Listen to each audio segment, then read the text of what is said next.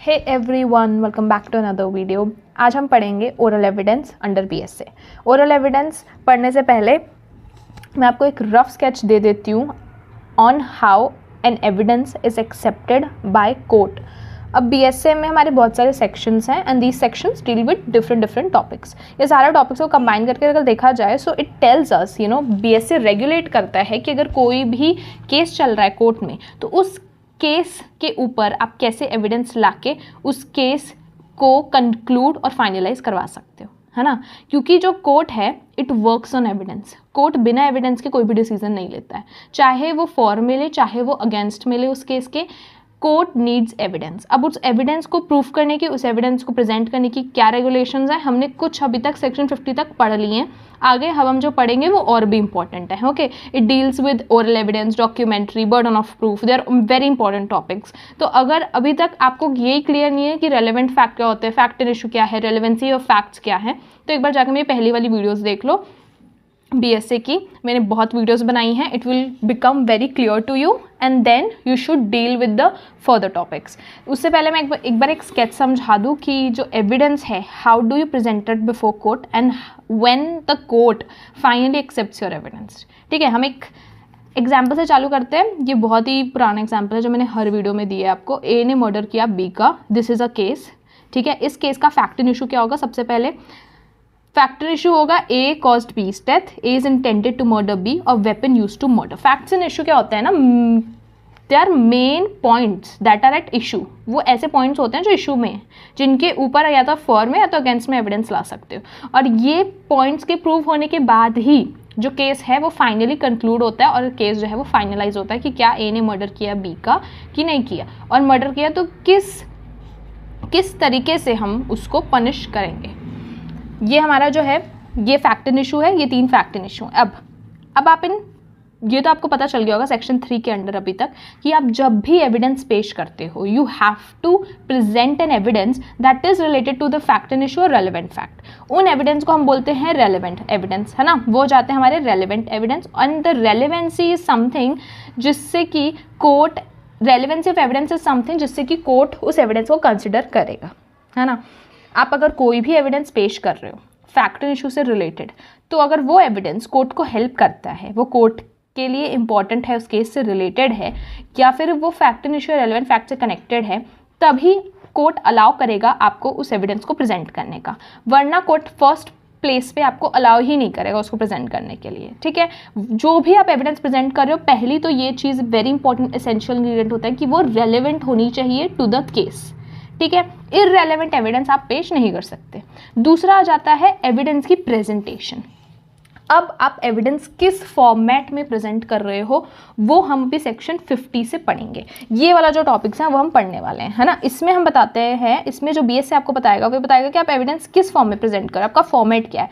आप ओरली कर रहे हो, आप डॉक्यूमेंट्री कर रहे हो, फिर डॉक्यूमेंट्री एविडेंस जो है वो फर्दर डिवाइडेड होते हैं प्राइमरी और सेकेंडरी एविडेंस में। ठीक है, तो एविडेंस जो आप प्रेजेंट करते हो वो ओरल, डॉक्यूमेंट्री करते हो, ओरल या डॉक्यूमेंट्री। डॉक्यूमेंट्री में फर्दर डिवाइड जो है प्राइमरी सेकेंडरी है। अभी हम पढ़ने वाले हैं ओरल एविडेंस के बारे में। एविडेंस प्रेजेंट करने के बाद आपको उन एविडेंस को प्रूफ करना पड़ता है ना।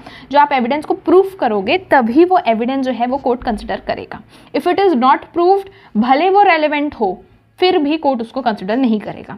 तो आपको एविडेंस पहले प्रेजेंट करना है, फिर उसके बाद करना है उसको प्रूफ। आप प्रूफ कैसे करोगे? या तो आप विटनेस बुला लो उस एविडेंस का, जो आपको ओरल एविडेंस में स्पेसिफिकली विटनेस जो है वो पूरा अकाउंट बताता है कि उसने क्या देखा, उसने क्या वो बता सकता है जो कि उस केस को सपोर्ट करेगा। या तो आप कोरोबोरेशन में ला सकते हो, कोरोबोरेशन मतलब सपोर्टिव एविडेंस ला सकते हो। मेन एविडेंस को जो सपोर्ट करेगा ऐसे एविडेंस आप ला सकते हो उस मेन एविडेंस को प्रूफ करने के लिए। ओके, और एक बार एविडेंस प्रूव हो जाए फिर वो एविडेंस कोर्ट जो है एज वैलिड मानेगा और उस केस के फॉर या अगेंस्ट में जो है कंसिडर कर लेगा।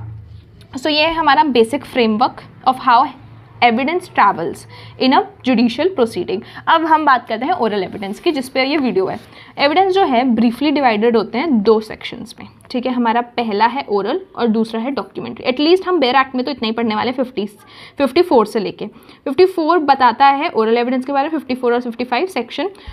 उसके बाद आता है हमारा डॉक्यूमेंट्री एविडेंस। जो डॉक्यूमेंट्री एविडेंस है वो फर्दर डिवाइडेड होता है प्राइमरी और सेकेंडरी में। ओके तो डॉक्यूमेंट्री एविडेंस जो है सेक्शन 56 में, फिर आता है प्राइमरी एविडेंस जो सेक्शन 57 में, और सेकेंडरी एविडेंस जो है 58 में। तो ये हमारा ब्रीफ क्लासिफिकेशन ऑफ एविडेंस। अब चालू करते हैं ओरल एविडेंस से, ठीक है। देखो अब यहाँ पे क्या बोल रहा है, मेरे बेयर एक्ट से जो मैंने नोट्स लिखे हैं उसका देखो, समझो क्या बोल रहा है। यहाँ बोल रहा है facts need to be proved, may be proved in the following methods. ऐसे फैक्ट्स जिनको प्रूव करने की ज़रूरत है वो आप दो तरीके से प्रूव कर सकते हो। पहला है ओरल एविडेंस, दूसरा है documentary. Oral evidence means by producing witness of the fact, जो आप फैक्ट को एज एन एविडेंस प्रेजेंट कर रहे हो उसका विटनेस लाके, वो विटनेस फिर अपना जो है बताएगा कि उसने क्या देखा है जो कि कोर्ट को सपोर्ट कर सकता है या फिर उस केस को सपोर्ट कर सकता है। दूसरा आता है डॉक्यूमेंट्री एविडेंस। आप कोई भी डॉक्यूमेंट प्रोड्यूस कर रहे हो जो कि आपके एविडेंस को प्रूफ करेगा, ये हमारा डॉक्यूमेंट्री एविडेंस में आ जाता है। बट हम सबसे पहले will deal with oral evidence जो कि चालू होता है सेक्शन 54 से। सेक्शन 54 क्या बोलता है? Proof of facts bye oral evidence, ठीक है। 2 लाइन का सेक्शन है, बहुत सिंपल है। It says all facts except the contents of documents may be proved by oral evidence, है ना। वेरी सिंपल 2 लाइन का सेक्शन है, बट बहुत डीप मीनिंग है कि हर फैक्ट आप ओरल एविडेंस से प्रूफ कर सकते हो except the contents of documents.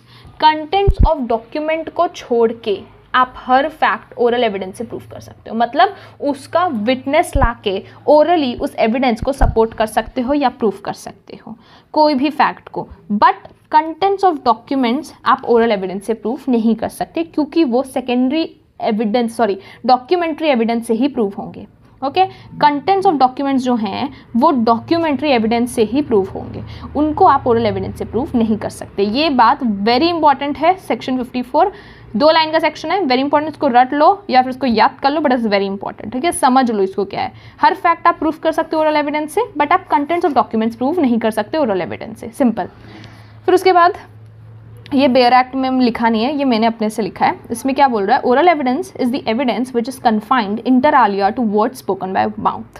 मतलब ओरल एविडेंस वो एविडेंस होता है जो कि सिर्फ words that is spoken by mouth, मतलब जो आप ओरली बता रहे हो उसको जो एविडेंस, उसके थ्रू जो आप एविडेंस दे रहे हो उसी को हम ओरल एविडेंस बोलते हैं।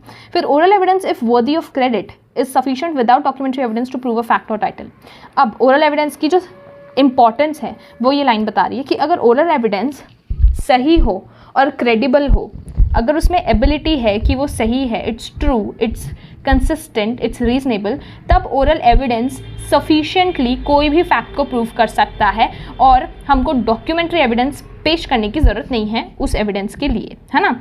जब भी आप किसी फैक्ट का ओरल एविडेंस दे रहे हो और अगर वो सही है, इट्स वर्दी ऑफ क्रेडिट, इसमें कोई डाउट नहीं है, तो वो ओरल एविडेंस सफिशिएंट है उस फैक्ट को प्रूव करने के लिए, है ना, टू प्रूव दैट फैक्ट और टाइटल। तब आपको डॉक्यूमेंट्री एविडेंस प्रेजेंट करने की ज़रूरत नहीं है।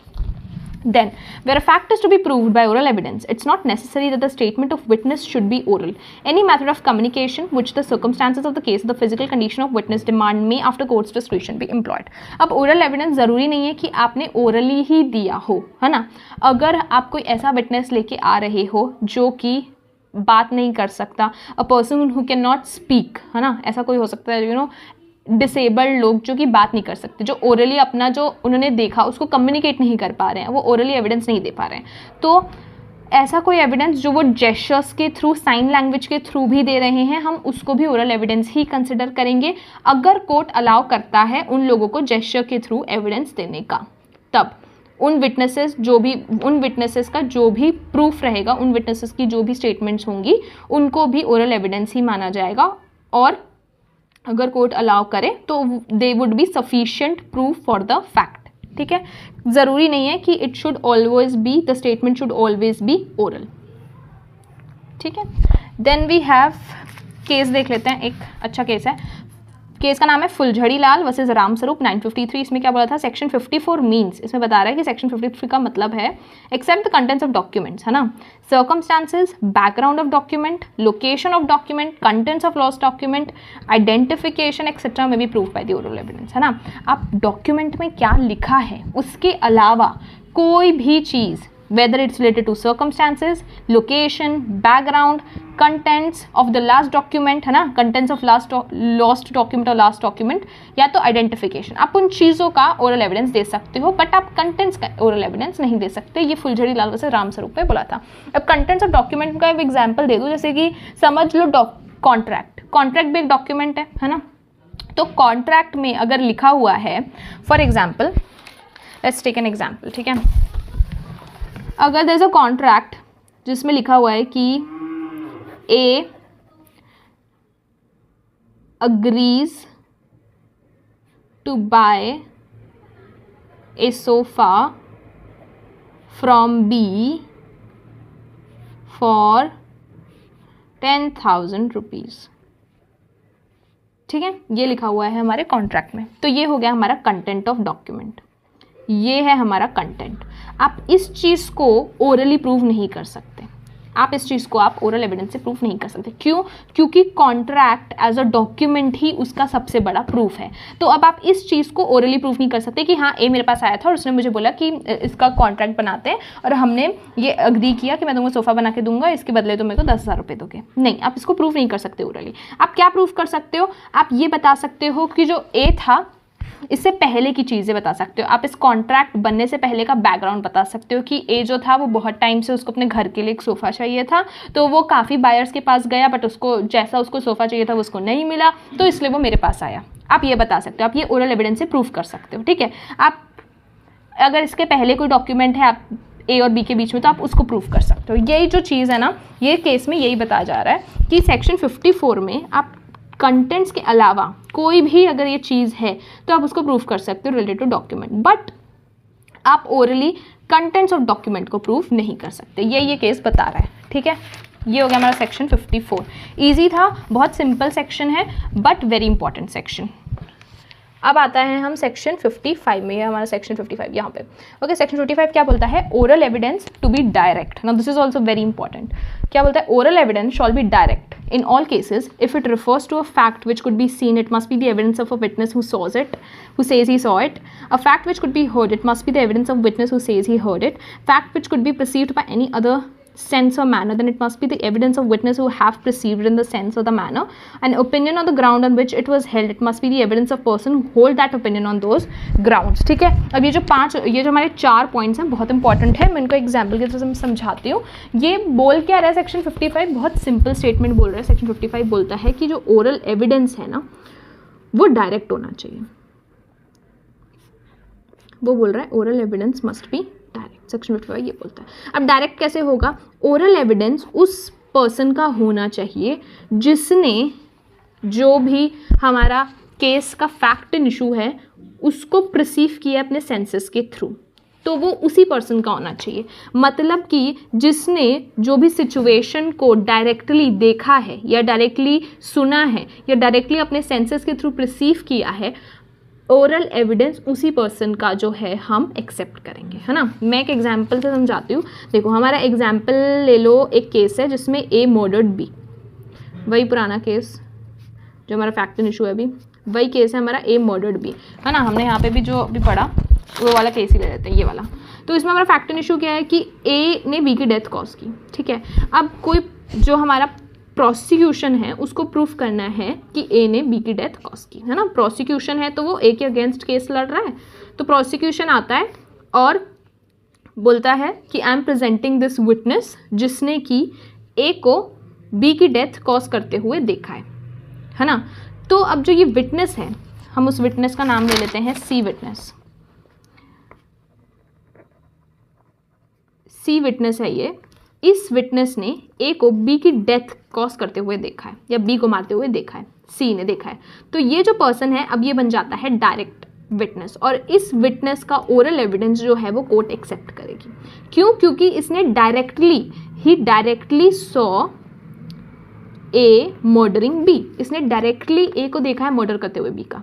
ये सेक्शन 55 बोलता है इस सेंटेंस में, a fact which could be seen, it must be the evidence of witness who says it, who says he saw it. Okay, तो अगर कोई ऐसा फैक्ट है जो कि जिसको आप देख सकते हो, तो हमेशा ओरल एविडेंस उस विटनेस का होना चाहिए जिसने वो चीज़ होते हुए देखे, वो अकरेंस होते हुए देखी है, वो सिचुएशन हैपन होते हुए देखी है, हम उसी का एविडेंस को ओरल एविडेंस मानेंगे अंडर सेक्शन 55 और उसी का ओरल एविडेंस डायरेक्ट होगा, है ना। ओरल एविडेंस सेक्शन 55 के अंडर डायरेक्ट होना चाहिए और डायरेक्ट वही होगा जो उस पर्सन ने पहली बात, अगर वो चीज़ देखी जा सकती है तो उस पर्सन ने देखी हो, वो सिचुएशन होते हुए देखी हो। अगर ए ने मर्डर किया बी का तो सी तभी विटनेस बन सकता है, ओरल एविडेंस दे सकता है विटनेस बन के, अगर उसने ए को मर्डर करते हुए देखा है बी का।